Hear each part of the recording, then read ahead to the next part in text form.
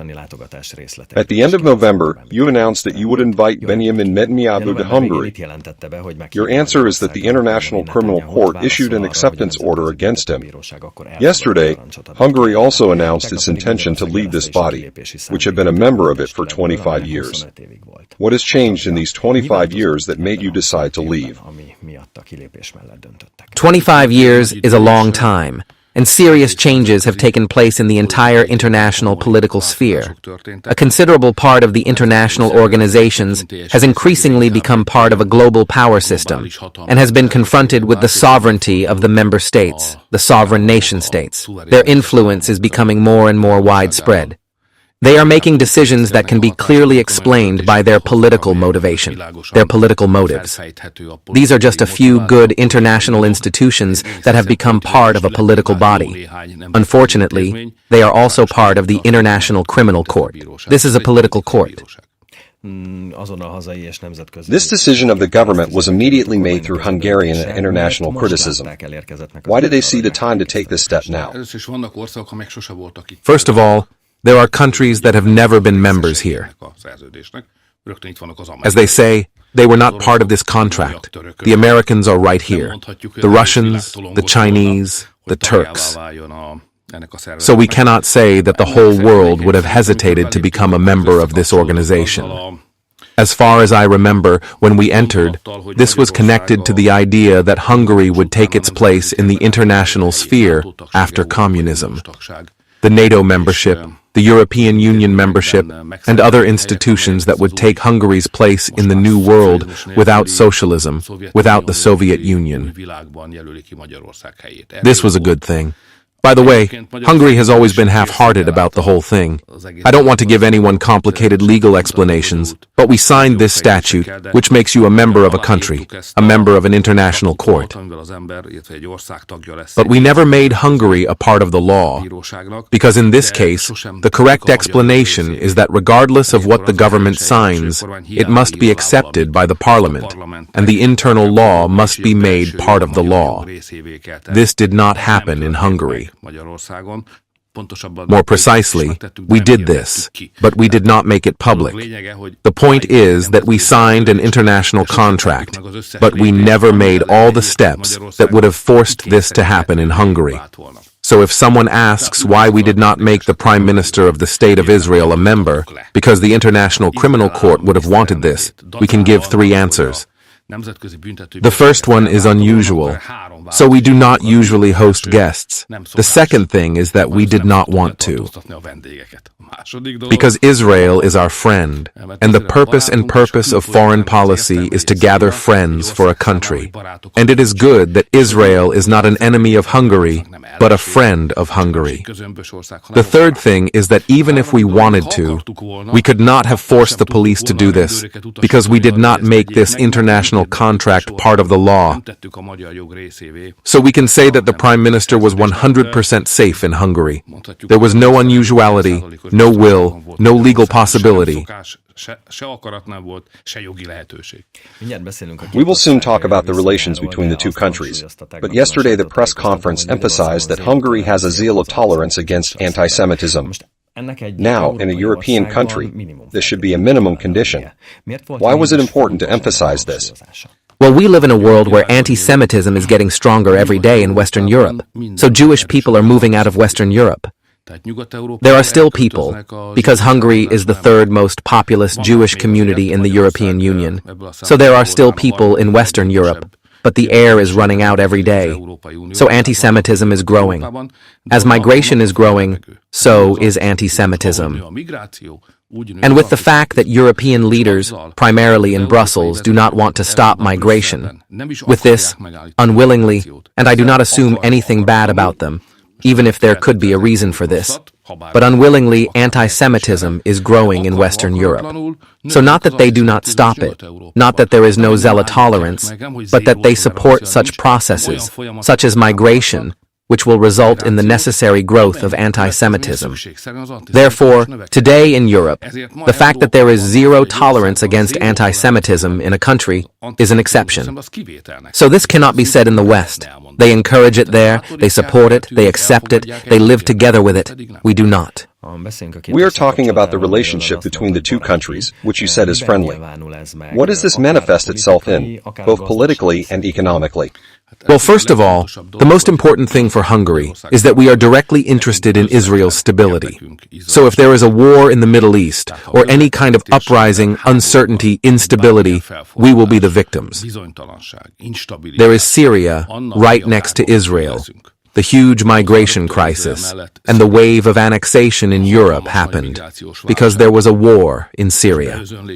So what I want to say with this is that this region, although apparently, I look at the map, it is not the neighboring region of Hungary because it is on the other side of the Mediterranean, but what is happening there appears to be a Hungarian national problem in our lives within days. Therefore, among the countries there, Israel's stability is of national interest to us. By the way, Egypt is the other key country. If it collapses, then there is an even bigger problem. So there is a direct Hungarian national interest in the stability of the Middle East, and Israel plays a key role in this. On the other hand, we do not know the exact numbers, but I think there are more than 100,000 people who live in Israel and are of Hungarian origin. They either have Hungarian citizenship, or they could because in Hungary, we give citizenship on the basis of blood, not on the basis of territory. Anyone who comes from a Hungarian citizen's parents is automatically a Hungarian citizen. So Hungarian citizens live there. The Hungarian state has a responsibility for every citizen of the state. During history, it has not always been able to achieve this. Look at the Holocaust, deportations, the Second World War in Hungary. But the right position is that the Hungarian state must protect every citizen, regardless of their origin. And I do this, and the current government does it, and the Hungarian state does it. On the other hand, there is a significant, here we should know the numbers from the Jewish community, because we do not have an official number. But there is a significant Jewish community in Hungary. For them, Israel is their second home, or their second home. They do not care what is happening there, and they do not care what kind of relationship this country has with Israel. So I think there are Hungarian Jews, Hungarian citizens, for whom Israel is important, who are happy about it. They see security in it. Maybe they even feel pride in it, because the relationship between the two countries is good. We have a direct security interest in keeping Israel stable, and we also have an economic interest. We have a serious cooperation with Israel. A good few thousand people work in factories or companies in Hungary, primarily high-quality, high-tech companies, which are in joint ventures or Israeli ownership. We have a military cooperation between us. We basically develop modern military technical devices. We buy from them together. So I think this is a promising business opportunity for Hungary to strengthen business relations with Israel in a high-quality category. And they also contribute significantly to our tourism, because after they can feel safe here, I can easily say that the Jewish community is in the greatest security in Hungary, and Israel also gets the best recognition here. So they are happy to come, they are happy to be here, and they are happy to spend their money in Hungary. So there are many reasons why the Israeli-Hungarian good relations are a strategic partnership and friendship. Speaking of the economy in the past few days, more data has been released on this. The real incomes, for example, have increased by 5% in January. What does it take to keep this level for a whole year? And what is the government's intention or goal in this regard? We set out 10 goals for this year. It's hard to list them all, because 10 things are not kept in mind by me, but by the listeners. But we have 5 economic goals and 5 political goals for this year. That's why we call it the year of breakthrough. We want to reduce prices. The price of more than 800 products has been reduced. It's a big battle, but we are achieving success. We are introducing the largest tax reduction action plan in Europe for families and women. We are launching the 100 Factories program. The list will soon see daylight. We have a very serious small business support program with more than 1 billion HUF. We give this to small and medium-sized businesses so that they can develop. This is the Demian Sandor program, and there will be a pension and food return during the year. These are our 5 goals in the economy. We have announced this, so I can say that I have taken personal responsibility. We want to do this until the end of the year. And we have 5 political programs. The first one is the discussion of the Ukrainian EU membership with the people, the abolition of foreign political financing, strengthening child protection, a package for small towns and a campaign against drug trafficking. We have launched these, or we have already launched 4 out of 5. We will do this, so I have taken personal responsibility. In this year, in this country, these 10 things will certainly happen, because the government is working to make it happen. The background of this is an economic plan. The Minister of Economy talked about the details of this. It looks like in the first quarter, the Hungarian economy will grow by 0.708%. This is already the end of the first quarter. In the second quarter, the growth will increase by 1.5%. In the third quarter, we will reach 3%. At the end of the year, we will reach 3.5%. So this economic growth is the basis of the economic goals I talked about. I feel that we can do this. Even in that environment, which we now see on the international stage, there are American criminals. There is a weakening of the German economy. Meanwhile, we see that the employment data is good. For example, the number of registered job seekers, how can this be maintained by internal measures? So let's be independent of external factors. The key to all this is to have work. If there is work, there is everything. They have never worked as much in Hungary as they do now. This number will increase in the light of the economic goals I mentioned earlier. By the way, for a long time, without work, the Roma community wants to maintain itself. Roma communities also have the opportunity. So not only have they never worked as much in Hungary as they do now, but they have never been able to integrate, raise, help, invite as many Roma entrepreneurs and employees to the labor market as in recent years. We are very proud that this community also finds its way through work. It is therefore important in Hungary to maintain high employment rates, because if it starts to decrease, they usually lose their jobs first, and then all kinds of other non-exceptional socio-economic problems can be the consequences. So it is important that we can integrate this community through work in the life of the Hungarian society. Therefore, high employment, 4.7 million jobs, is important. We would like to increase this in my dreams or in my plans so that it can reach 5 million. Now, the external effects. There is a problem that you pointed out here with your question, that in Western Europe, they do not pursue the same policy as we do. We pursue a peaceful policy. I think the only thing Hungary has to do in the international arena is to support Donald Trump, the American president, with his peace initiatives and peace plan and negotiations. If anyone can achieve peace, it is him. We want peace, so we want to support him. We don't want to criticize him. We don't want to condemn him. We want to support him. Western Europe thinks differently. First of all, they hate the American president. They would not be sad if Kudark would win, because he has achieved great success. So there is such a support. On the other hand, Western Europeans have not worked out a big peace plan like we Hungarians, but a big war plan. They are prepared to spend a lot of money on financing Ukraine, the Ukrainian army, on preparing for a big war. I think it is good if we strengthen our defense capabilities, but this does not mean that we should continue to maintain a war tension, but rather that there should be peace. Peace reached by the leadership of the American president, while we strengthen our defense capabilities and strengthen our economy, because the basis of all military capabilities is economic performance. Countries with poor economic performance never have a strong army. A lot of money goes into the military, security, army. Only a country that has serious economic performance can afford it. Therefore, Hungary does not have a war plan, but a big peace plan. And that's why we're even helping Donald Trump to reach a state that can be called peaceful.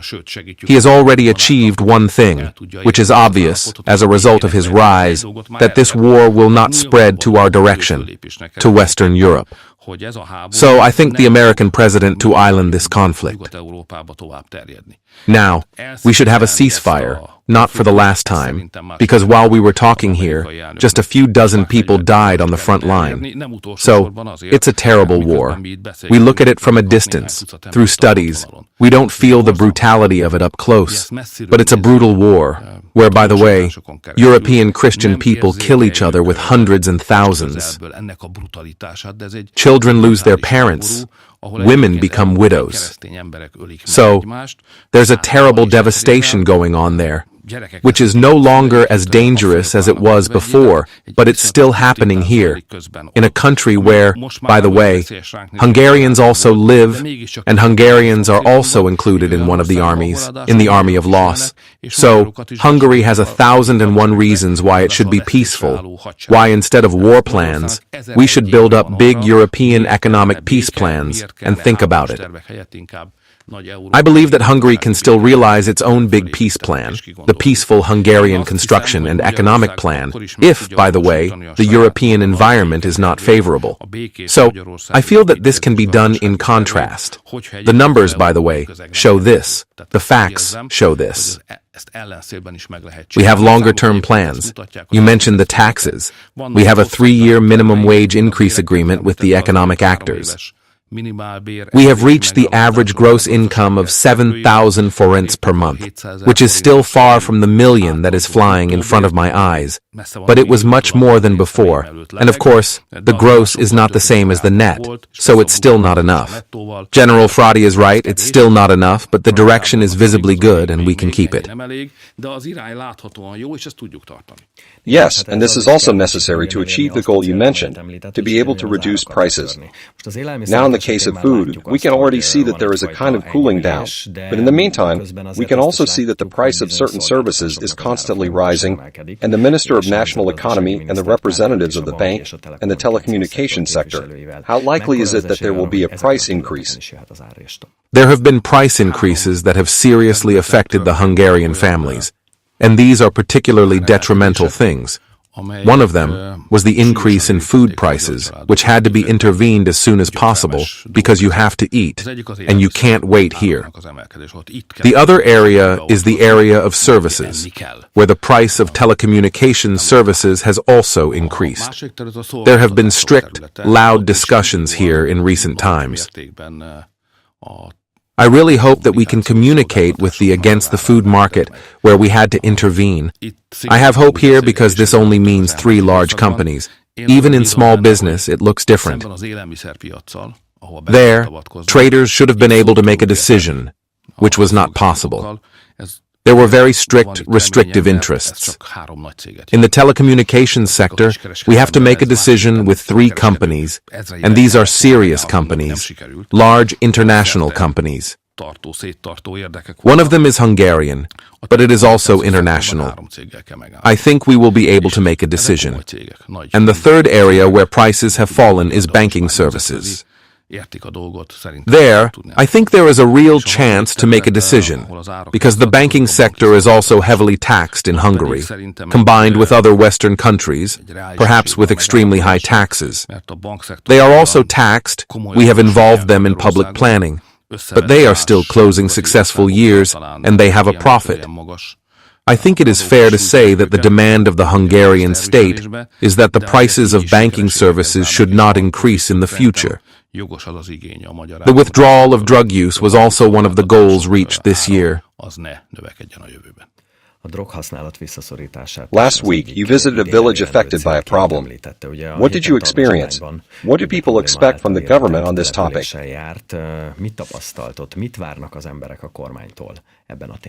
Well, I went there because if you start an action that will sweep the country to the villages where the spread of these cheap drug-like drugs causes serious damage, then it's a good idea to go there. It is not worth directing such a thing from the office of Budapest. I talked to the residents there. It is a difficult area. A significant Roma Gypsy minority lives there, with an excellent leader and a great mayor, who are fighting for the services in the village to be there, for everyone to have a job. So I think I met a responsible village leader. And those who suffer from the business circle dealing with 5 to 10% drug trafficking, who spread these drugs and destroy the families living there. Drug trafficking is not a broken problem. Drug trafficking means that it takes over your family. For example, if the head of the family works, he takes his salary and the family stays there without income or financial support. Or you just saw once that you have a problem with your child. These are not broken things, but very specific personal problems. I talked to families that went bankrupt or lost their children because of these drugs. These are serious things, and they need help. So I got special support in this village, where they said that we have a very good army. They are also ready for this. Let's isolate them, count them. This hunting is underway. I would like to say thank you to our police. By the way, in this country, the public security is in a promising state.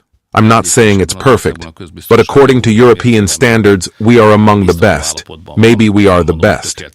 So we have good police, and it was visible even now. We mobilized more than 3,500 police officers. I mobilized them through the Interior Minister for this work. More than 1,000 arrests took place. More than 1,000 actions were carried out.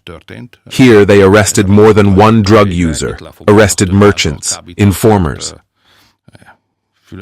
We have now introduced the necessary legal reforms, which is important for the police and people to see that they have a purpose. So people involved in the calculation of drug networks are committing the appropriate and very serious crime. This is also important because if people in the police experience on the other side that they are doing their job, they coordinate their activities, because there is a need for a social consensus against drug trafficking, where from teachers to the police, through the parents, everyone is needed. So if they see that they are doing their job, and in the meantime the crimes do not come or are not strong enough, and a few days later the same people who were arrested for drug trafficking appear again, because the Hungarian law makes it possible, allows it, then the fight will be hopeless. So we need to demonstrate very clearly to the social groups committed against drug trafficking, pedagogues, parents, and the police involved in the calculation of this, that their work has meaning. The meaning of their work is to expel drug traffickers, to rob drug traffickers, to rob drug traffickers of their tools, drugs, automobiles, to rob them of their wealth, and to sentence drug traffickers to the most serious prison sentences. If we do not do this, then their work will have no meaning, and these drugs will spread freely, and they will do their terrible, destructive work, which destroys thousands of families. So it is not a coincidence that we use strong expressions, such as drive hunting, because we want to convey that there is also zero tolerance in this matter. Here, the government is not behind it. We will bring this to an end, even if the calculation and expulsion of such a network can last for months. A short question on this subject, because we are running out of time. But what is the purpose of consumption or the prevention of spread? Because critics are convinced that their legislative amendments are too focused on the prevention of consumption. Well, the Constitution will say there is the modification, that in Hungary it is forbidden to preserve, spread, use, and popularize drugs. By the way, It is still forbidden to consume drugs in Hungary today. Only the law offers the possibility that if you take part in such an education, then you will not be punished for the consumption of drugs for the first time, but for the second time. So it is not worth doing it, as if in Hungary. By the way, the consumption of drugs would be a criminal offense. This is not the case. But unfortunately, we are not targeting consumers now, but traders. Because I think that if there is no trader, there is no consumer. So if there is no trade, there is no drug dealer. So if there is no drug dealer, there is no drug dealer. So I think that if we calculate the trade, we fill those channels, then the number of drug users will drop radically. And in the end, we will reach a drug-free Hungary, which I think every well-off Hungarian would like to see. Let's talk about another topic that also has legal implications. The bans were continued this week due to the amendment of the assembly law, which was also demonstrated here in the public media in the morning hours. And by the way, there was a debate about how long the assembly law can last for the majority. How does the government deal with this debate? I was dealing with this issue yesterday and the day before yesterday. I also talked to lawyers and representatives. We are introducing a legal amendment that will try to take into account the rights of people who remain away from the demonstrations. Because I think the freedom of assembly is important, because it is good if everyone can express their opinion, if they want to, in a forceful way. But it is not normal that thousands or even tens of thousands of people are stuck in a Budapest traffic jam, unable to live their lives, to do their work, because a few hundred people decided to close their bridges or bridges. So we will prevent this. I believe that the rules of law are still clear, that you cannot exercise your right of assembly for the harm of traffic. But there was a court decision that allowed the closure of the bridge. The judges apply the right created by the parliament. If the judges decide so, and we do not want such decisions to be made, then we cannot refuse the court, because regardless of the court, we can do one thing. We can change the rules of law, and we will make it impossible to close several bridges in Budapest at the same time with judicial decisions, because this happened here. So there will be a change of law, let's say, a normal, peaceful demonstration in defense of citizens who do not want to participate.